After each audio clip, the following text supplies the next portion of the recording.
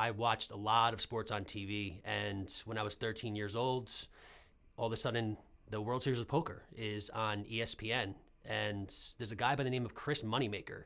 It almost sounds ridiculous, right? It was a poker dream, right? That if this guy can do it, why can't anybody? Why can't I? Why can't my friends? At 18 years old, everything kind of changed for me.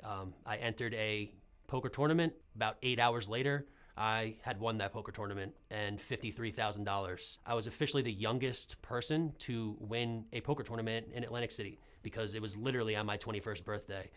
24 years old, I was down again in Atlantic City playing a poker tournament, and this amount was $127,000. This was life-changing money for me, and those $10, $20 games, $10, $20 bets turned into $500,000 buy-ins to poker games and $1,000 sports bets. I ended up coming in second place in this poker tournament for $471,000. And my mom told me, you're set. Like, you're set for life if you make good decisions.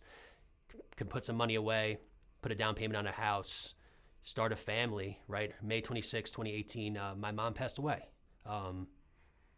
It was the hardest and worst time of my entire life. And I blew through the rest of my money and now had a negative bank account balance in a year's time. So on top of the loss of my mom, now I was in all these financial problems. But unfortunately, I didn't seek help.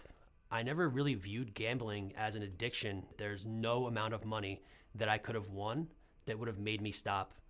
I know I'm convinced now that if I won $1 million, $5 million, I would have gambled it. My girlfriend at the time kicked me out of our apartment, rightfully so. I went home, cried in my dad's arms, and got set up in my first Gamblers Anonymous meeting that night.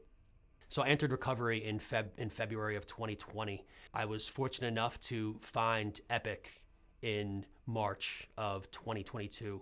And this has been everything that I was looking for to do this, what I do now, which is tell my story, use my lived experience, and talk to a vulnerable population, which is student athletes all across the US.